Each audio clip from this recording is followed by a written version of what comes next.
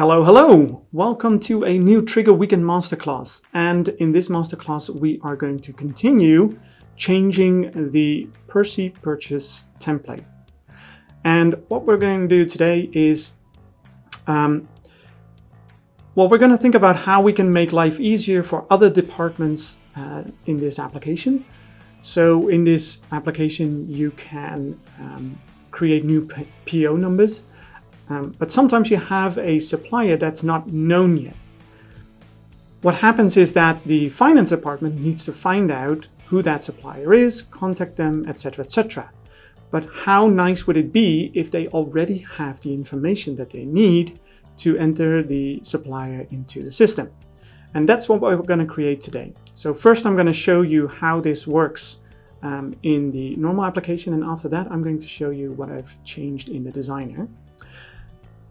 What happens is, well, like I showed you in the previous video, is that you can request a PO number, and when you select the unknown supplier, you will go to a different page where you can enter all the information of the supplier you would like to add, and based on that, the finance department can pick that up and enter that information into the finance system.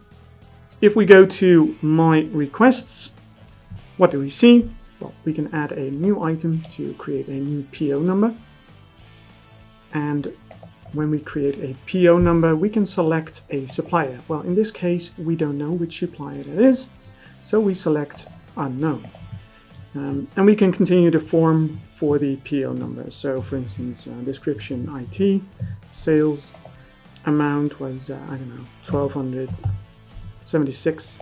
The end date is till the end of the year. And the budget is this budget. And when we click Done, the system will show a different page where you can enter the supplier you would like to use. So in this case, for instance, IT sales company. This is a number. I'm going to add an address, zip code, Amersfoort in the Netherlands. Okay. And when I click Save, this PO number will be made available to be approved by the manager.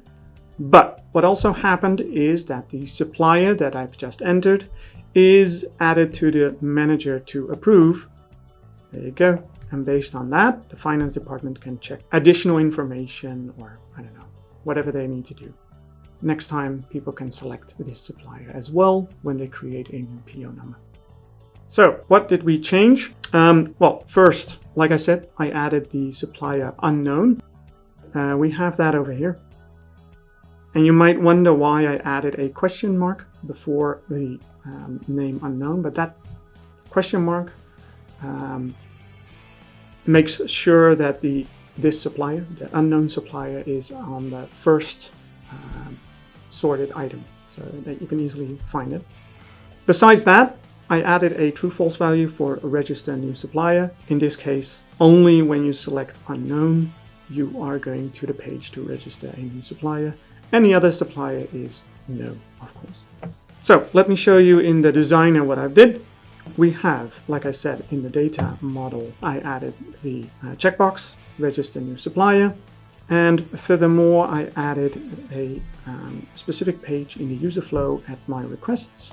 So when you add a request and it's a PO number, as you can see here, if it's register new supplier, if it's yes, then you register the new supplier and save that one, and else you go instantly to create a request in the PO number that the person entered.